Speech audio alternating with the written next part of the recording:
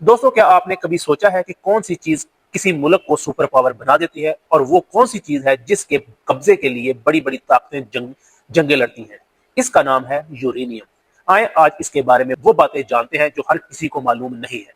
सबसे पहले तो ये जान लें कि ये निकलता कहाँ से है। तो यूरेनियम फैक्ट्रीज में बनने वाली कोई चीज नहीं है, बल्कि ये गोल्ड और सिल्वर की तरह अल्लाह पाक ने इसे इसे भी जमीन के अंदर छुपाया हुआ है, और इसे पहाड़ों की कान कनी करके निकाला जाता है। जब ये पहली बार निकलता है तो ये पत्थर की शक्ल का होता है, और इसे येलो केक कहा जाता है।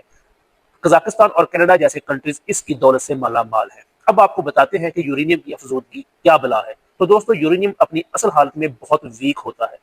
ये दो टाइप का होता है, U238 और U235। और U235 ही असली ताकत वाला हिस्सा होता है, जो कि 1% से भी कम होता है, और इसे ताकतवर बनाने के लिए मशीन्स का इस्तेमाल किया जाता है, और इसी अमल को इनरिचमेंट कहते हैं। अब आपको बताते हैं सबसे अहम बात कि कितने परसेंट पे क्या बनता है।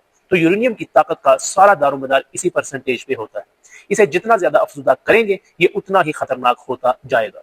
3 से 5% पे ये जस्ट बिजली बनाने के काम आता है, यानी कि एटमी पावर प्लांट्स। 20% पे ये कैंसर के इलाज और कई साइंसी रिसर्च के लिए इस्तेमाल होता है। 90% से ऊपर ये वो खतरनाक लेवल है जिसे वेपन ग्रेड कहते हैं। इस परसेंट पे पहुंचकर इससे एटम बॉम्ब बनते हैं। यहाँ आपको ये जानकर हैरत होगी कि 20% तक पहुंचना सबसे मुश्किल काम होता है। उसके बाद 90% तक पहुंचना बहुत आसान हो जाता है।